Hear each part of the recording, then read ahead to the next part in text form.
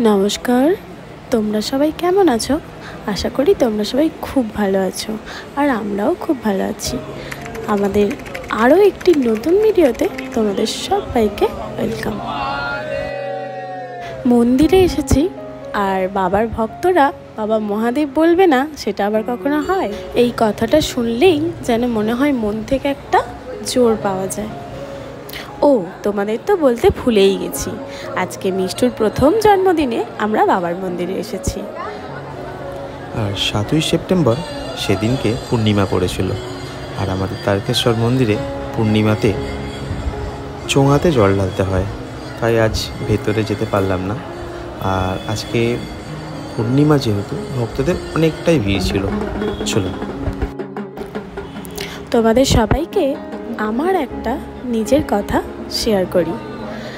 আমি বাবার কাছে এসে একদিন খুব দুঃখ করেছিলাম, আর সেদিনকে বাবার ওপর খুব অভিমানও হয়েছিল, খুব কান্নাকাটি করেছি। আর এটা সত্যি, বাবা না কোনোদিন কাউকে খালি হাতে ফেরায় না, তাই আমাকেও খালি হাতে ফেরায়নি।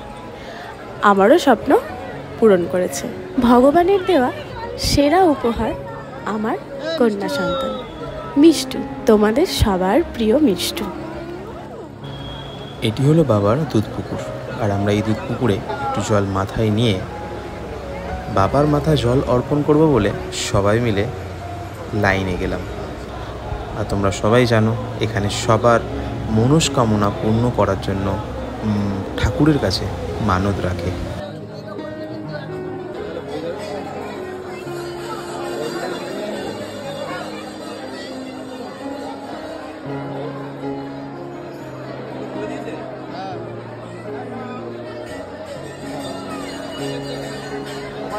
লাইনে যাওয়ার সময় এক ভক্তর কাঁধে কলসি ছিল জলের, আর ওই কলসিতে এক্ষুনি মিষ্টুর মাথাটা লেগে যেত, সেটা খুব ভয় পেয়ে গেছিলাম। তারপরে চলো আমরা আস্তে আস্তে লাইনের দিকে এগিয়ে গেলাম।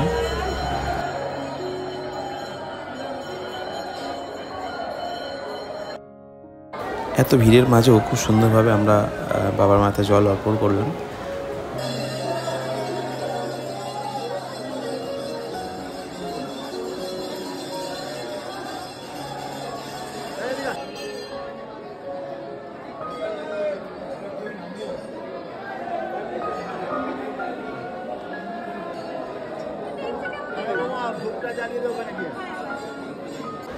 চলো তোমাদেরকে একটু কালী মন্দিরে দর্শন করিয়ে নিয়ে আসি। মিষ্টুর বাবা অনেক দিনের একটা ইচ্ছা আমার পূরণ করেছে। তোর ভিডিওটা অনেক বড় হয়ে যাচ্ছে, আর বাকি সব কি কি করলাম আবার পরের ভিডিওতে দেখাবো। টাটা।